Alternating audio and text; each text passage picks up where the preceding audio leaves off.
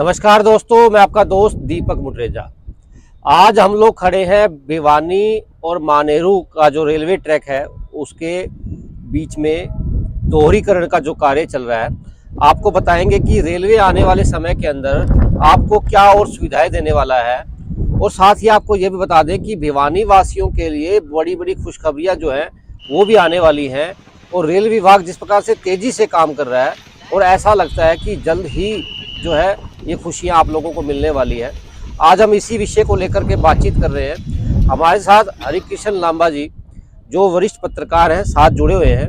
हम इनसे डिस्कशन करेंगे, आपको सारी जानकारी हासिल करवाएंगे कि रेलवे विभाग क्या क्या नई नई तब्दीलियां यहाँ पर करेगा जिससे आप लोगों को फायदा होने वाला है। हरिकृष्ण जी, बहुत बहुत स्वागत है आपका। नमस्कार जी आपको। भाई साहब, आज हम आए हैं यहाँ पर, आपने भी बहुत सारी जानकारियां इकट्ठी की हैं रेलवे विभाग से। बिल्कुल से बिल्कुल। क्या मुख्य जानकारी है, किस प्रकार से अब जो कार्य है ये भी चल रहा है, आप देख सकते हैं पीछे जिस प्रकार से सिग्नल को जो है नया सिग्नल जो है लग रहा है यहाँ पर। हरिकृष्ण जी, क्या कहेंगे आप?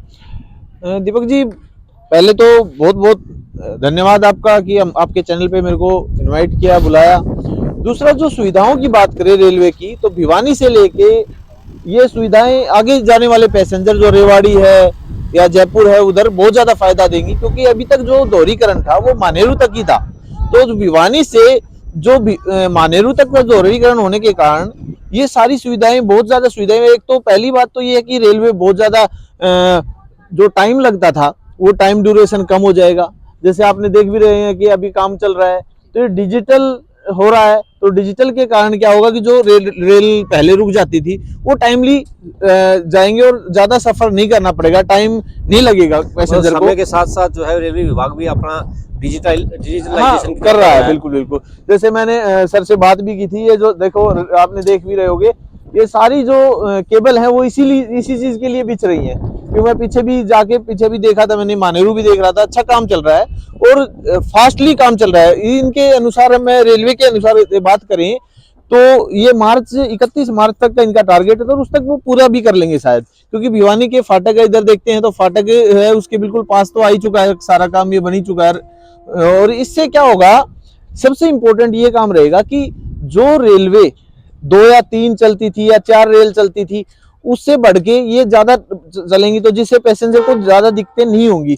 और ये जो रेल जा रही है जैसे भिवानी से लेके रेवाड़ी पैसेंजर जाने वाले, फिर रेवाड़ी से वाया दिल्ली की तरफ भी बहुत निकल रही हैं, और उधर जाएंगे तो रेवाड़ी से जयपुर की तरफ भी काफी रेल निकल रही है, जयपुर अजमेर, काफी ये सुविधाएं होंगी रेलवे से।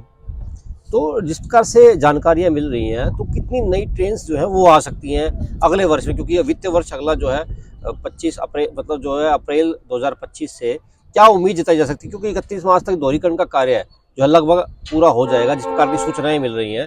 तो रेलवे विभाग जिस प्रकार से तेजी से काम कर ही रहा है, हम भी देख रहे हैं कि लगातार जो है मानेरू से यहाँ तक का जो रेलवे ट्रैक है जब बिछ भी चुका है, अब तो वहाँ आगे का जो है बेडिंग भी हो चुकी है। बेडिंग हो चुकी है, बिल्कुल। तो लगा जल्दी से जल्दी लगता है कि कर ही देगा ये काम भी। इसमें जैसे देखा जाए तो दीपक जी, अभी है ना 5 से 6 रेल तो लगातार हमारी पैसेंजर जो चल रही है वो चल ही रही है। और उससे बढ़ा के पीछे गत वर्ष जो निकला उसमें 2 साल के अंदर अंदर एक रेल और सुबह की एक एक्स्ट्रा बढ़ाई भी गई थी, जो हमने पीछे बात भी की थी आपने। तो उसके हिसाब से देखा जाए तो यदि ट्रैक प्रॉपरली इस मार्च 31 के बाद शुरू होता है तो 3 से 4 रेल तो स्पेशल और ट्रेन चलेंगी ही चलेंगी। तो उस चीज का तो देखो पैसेंजर को ही फायदा होगा। दूसरा, ये जो दोहरीकरण है उसमें जो टाइम पीरियड था, बीच बहुत ज्यादा टाइम लगता था, बीच में क्रॉसिंग की दिक्कत आती थी, वो सारी क्रॉसिंग और ये दिक्कतें खत्म हो जाएंगी, जिससे पैसेंजर जल्दी पहुंच पाएगा। जैसे 1.5 से 2 घंटे का जो टाइम था वो शायद अब तो डिजिटल तो हो ही गया है, उसके हिसाब से क्या पता 1.5 की बजाय 1 घंटे में हम रेवाड़ी तक पहुंच जाए। तो उस चीज का तो फायदा होगा। इलेक्ट्रिक ट्रेनें चलेंगी तो कहीं ना कहीं फायदा तो होगा ही, साथ ही अब ट्रेनें और भी बढ़ेंगी। जिस प्रकार से सूचनाएं मिल रही हैं 3 से 4 ट्रेनें और बढ़ सकती हैं। बिल्कुल बिल्कुल। जिस प्रकार से पहले अब तक सिंगल लाइन थी तो दिक्कतें ज़्यादा आती थी, क्यों? क्रॉसिंग भी होती थी और मालगाड़ियाँ भी आती थी, उसकी वजह से ट्रेन को रोक दिया जाता था। क्योंकि अगर मालगाड़ी आ रही है तो उसको भी जगह देनी पड़ेगी, और दूसरी कोई ट्रेन आ रही है तो उसको भी जगह देनी पड़ेगी। हाँ, तो उसकी वजह से दिक्कतें आ रही थी। अब दोहरीकरण का कार्य लगभग पूरा हो गया, दोहरीकरण हो ही चुका है लगभग। बिल्कुल, सारी चीजें हो ही गई, हम मेन ट्रैक पे ही खड़े हैं, तो उसके हिसाब से तो देखा जाए तो। अब दूसरी देखा होगा दीपक जी आपने कि हम ये पुल ना बनने के कारण और हमारी फाटक काफी टाइम तक बंद हो जाती बंद हो थी। जाती है। हाँ। क्रॉसिंग की भी दिक्कत आती थी, दोहरीकरण नहीं था उसकी भी दिक्कत आती थी। तो ये जो जगह है, कह सकते हैं मानेरू से लेके भिवानी तक का काफी टिपिकल होता था। अब ये चीजें कम हो जाएंगी, जिससे हमारे जो जाम की स्थिति, भिवानी के अंदर जाम की स्थिति वो कम हो जाएगी, क्योंकि फाटक जल्दी खुल जाएगी, जल्दी क्लोज होगी, तो उसी हिसाब से टाइम भी कम लगेगा। तो ये काफी अच्छा रहेगा। वैसे कहा जाता है कि रेलवे विभाग काफी वर्षों आगे, मतलब कई साल पहले, मतलब आगे को लेकर के पहले ही काम कर देता है। हाँ, पहले सोच के चलता है पहले कि सोच क्या, चलता है। बिल्कुल, अभी बिल्कुल। दूरदर्शिता जिसको कहा जाता है हाँ जी, हाँ जी। कि किस प्रकार से आगे क्या होने वाला है, जनसंख्या के हिसाब से जिस प्रकार से तेजी जो है काम में अभी से भी लिया है। हम लोग भी देख रहे हैं कि देखो जो डिजिटल सिग्नल जो है वो लगाए जा रहे हैं, इसका बिल्कुल, भी कहीं ना कहीं फायदा होगा ही। फायदा। और जो आप देख रहे हैं कि रेले जैसे बताया जा रहा है कि 3 से 4 ट्रेन जो है अब और भी बढ़ेंगी। सिटी स्टेशन की बात करें तो सिटी स्टेशन के ऊपर भी कार्य अच्छी तरह से लगभग पूरा हो चुका है। बिल्कुल। वहाँ पे भी हालात कुछ अच्छे ही हैं, लेकिन अभी देखो सिक्योरिटी की बात करें तो वहाँ उतनी सिक्योरिटी नहीं है। नहीं, बिल्कुल। जो है यात्री बार बार कह चुके हैं कि अगर सिक्योरिटी वहाँ पर हो तो उन्हें सामान की चोरी हाँ, वगैरह देर तक यदि दिल्ली से पैसेंजर जो आते हैं उनके लिए, या फिर वहां से हिसार से, वहीं से हिसार के लिए निकलने वाले पैसेंजर, उनके लिए देर रात वाली दिक्कत तो है। थोड़ा सा ये हो कि वहाँ सिक्योरिटी हो तो एक साइकोलॉजिकल इफेक्ट भी पड़ता है। बिल्कुल, बिल्कुल। अगर वहाँ पर कोई पुलिस वालों की तैनाती कर दी जाए तो भी आदमी अपने आप को सुरक्षित महसूस कर सेक्टर लेता से है। आउटर, थोड़ा सा आउटर भी निकलती है। तो अभी तो वहाँ पर इतनी जनसंख्या भी नहीं है। नहीं है, बिल्कुल। अगर कोई देर रात गाड़ी आती तो वहाँ से निकलना भी बड़ा मुश्किल हो जाता है। बिल्कुल। तो दूसरी बात अगर हम कर रहे हैं लगातार जिस प्रकार से मानेरू तक का ये जो कार्य है लगभग पूरा ही हो चुका है। हाँ, बिल्कुल। तो अब 31 मार्च तक का इंतजार है। 31 मार्च हाँ, जो सुविधाएं हैं वो बढ़ जाएंगी, भिवानी वासियों को मिलेंगी, तो भिवानी वासियों के लिए काफी अच्छी बात है, क्योंकि भिवानी के लोगों को रेवाड़ी भी जाना होता है। दीपक जी, एक चीज और भी देखने को मिला है कि मैं थोड़ा सा, मैंने है ना रेवाड़ी की तरफ वाया दिल्ली होके भी गया हूँ कई बार, तो उन्होंने देखा है कि जो रेगुलर पैसेंजर है ना वो काफी है। जो यहाँ से कह सकते हैं कि भिवानी से रेवाड़ी तरफ जाने वाले रेगुलर पैसेंजर हैं, जैसे देखा जाए दादरी में, या दादरी से कहते हैं कोसली की तरफ भी किसी कईयों का बिजनेस वगैरह चल रहा है, और रेवाड़ी में तो है ही है। तो एक डिस्ट्रिक्ट को दूसरी तीन डिस्ट्रिक्टों को ये कह सकते हैं जोड़ रहा है।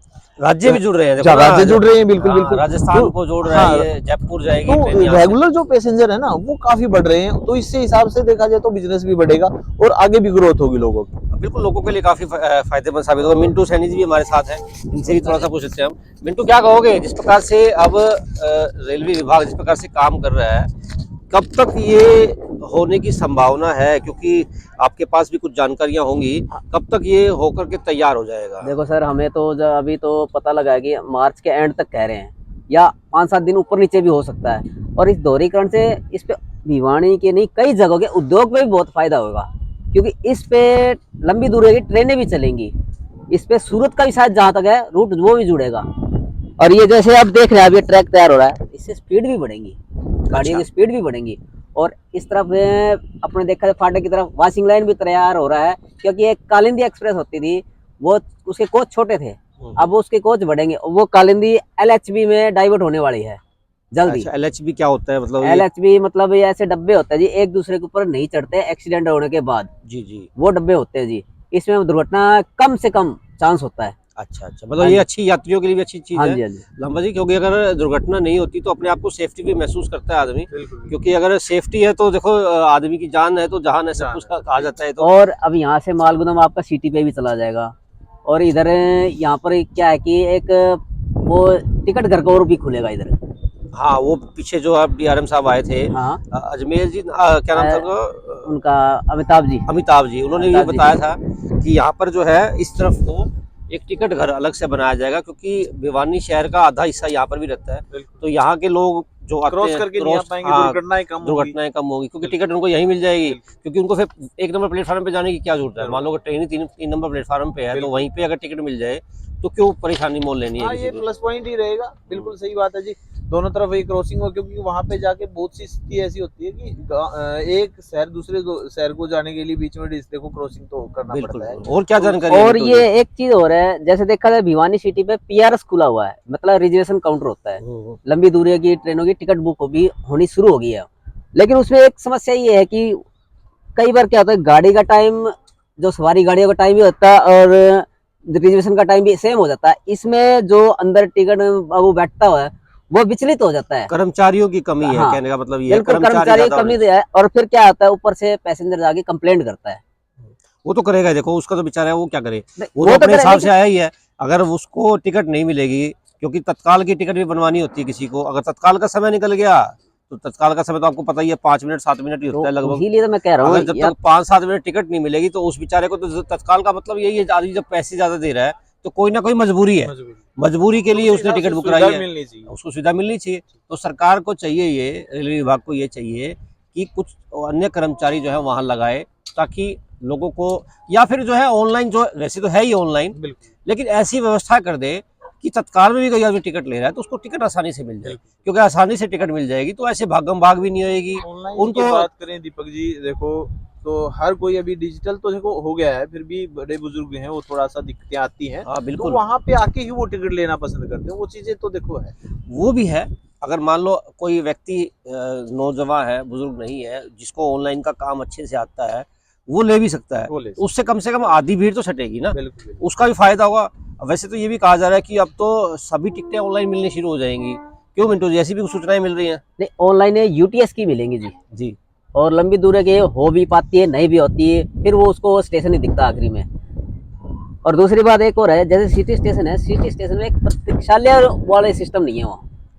ये भी बड़ी बात है वैसे देखा जाए तो, क्योंकि देखो सर, मैं जो मुझे अनुमान है मैं वो बता रहा हूँ। प्रतीक्षालय मान लो तो काफी जरूरी है, कोई व्यक्ति तो जैसे अभी बात कर रहे थे सिक्योरिटी की बात हाँ, कर रहे थे, तो सिक्योरिटी उसके लिए तो देखो ये होना ही चाहिए वेटिंग रूम, प्रतीक्षालय केबिन होना चाहिए। दूसरी बात है, अचानक से बारिश वगैरह होती है तो पैसेंजर कहाँ जाएगा? ये चीजें तो ये शेड वेड भी लगाने चाहिए जल्दी से जल्दी, ताकि लोग जो है आसानी से यात्रा कर सके, अपनी यात्रा को जो है सुगम कर सके, क्योंकि यात्रा मानी जाती है, रेलवे की यात्रा बड़ी सुगम मानी जाती है, क्योंकि अगर लंबी दूरी पे जाना है तो हर आदमी अपनी गाड़ी को जो है नहीं कर सकता। अगर दूरी पे जाना है तो रेल की यात्रा जो है लोग सुगम भी मानते हैं और अच्छी भी मानते हैं, क्योंकि क्या होता है बस में या अन्य में तो आदमी बैठा बैठा टांगे भी जुड़ जाती हैं, अगर ट्रेन में क्या होता है थोड़ा बहुत आदमी घूम भी सकता है, और वॉशरूम की भी सुविधा होती है, तो अच्छी सुविधा है।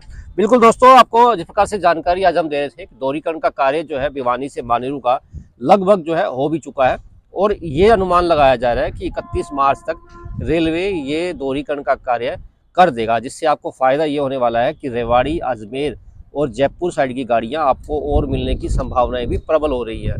साथ ही जिस प्रकार से हमने मुद्दा उठाया है सिटी स्टेशन पर भी, सिटी स्टेशन पर यात्रियों के लिए प्रतीक्षालय अवश्य होना चाहिए, क्योंकि अब तो ये कहा जा रहा है कि हिसार से कोई जिसको दिल्ली जाना है तो हिसार से डाइवर्ट होकर के सिटी स्टेशन से ही गाड़ी को दिल्ली की तरफ निकाल दिया जाएगा, इस तरफ मेन जंक्शन पर लाने की संभावनाएं अब कम लग रही है। हालांकि डिमांड्स जो है वो उठ रही है कि यहाँ लाया जाए, लेकिन लगता नहीं है कि अब इन बातों का कोई असर रेलवे विभाग पर होने वाला है। आज के लिए बस इतना ही, कल फिर दोबारा मिलेंगे नई जानकारियों के साथ, नई खबरों के साथ। नमस्कार।